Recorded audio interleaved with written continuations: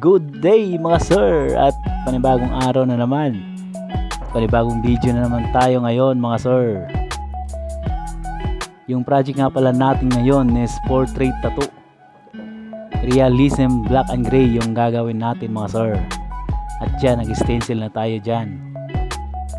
Yung gusto ng client natin is lagyan daw ng quotes, kaya ayan, nilagyan natin sa itaas banda at dun sa ibabang banda.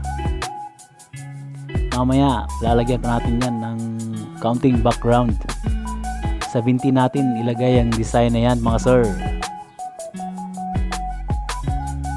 Dyan malapit na tayong matapos mag-stencil dyan. Mano-mano tayo mag-stencil mga lods, dahil mas nasanay tayo dyan.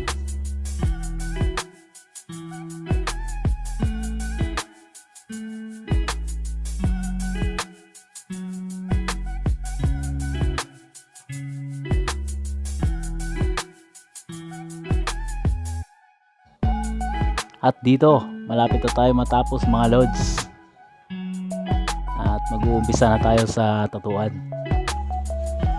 At dyan nilapag na natin sa binti ni sir mga idol.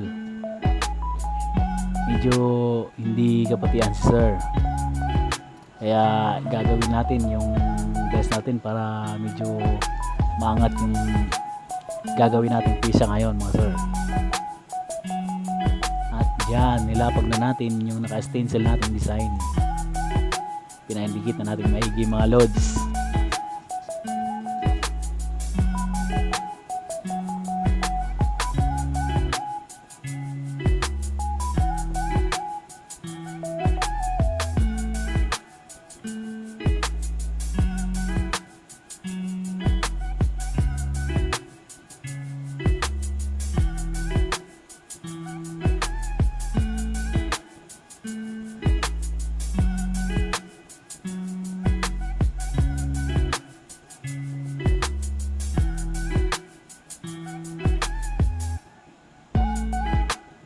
At yun, dumikit na yung design mga sir.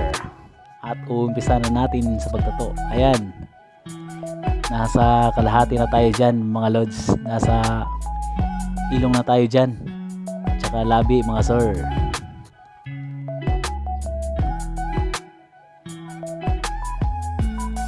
Yung gamit natin needle dyan is 23 room at tsaka 7 room at 5 RL.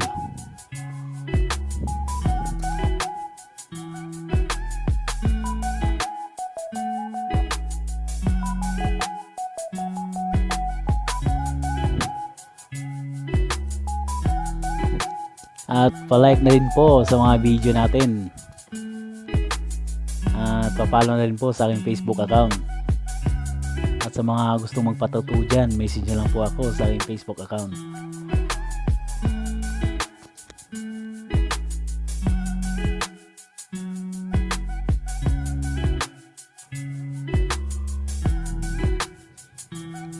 At yun, ito na ang ating finished product mga lods. Yan yung final video sa nagawa nating tattoo mga sir. Yan yung final outcome mga lods. At ito naman yung mga final picture natin mga sir, sa ating nagawang obra ngayon. Ayan mga lods. At maraming salamat sa mga sumusuporta dyan at sa mga nagpapatato natin mga lods. Thank you sa inyo mga sir.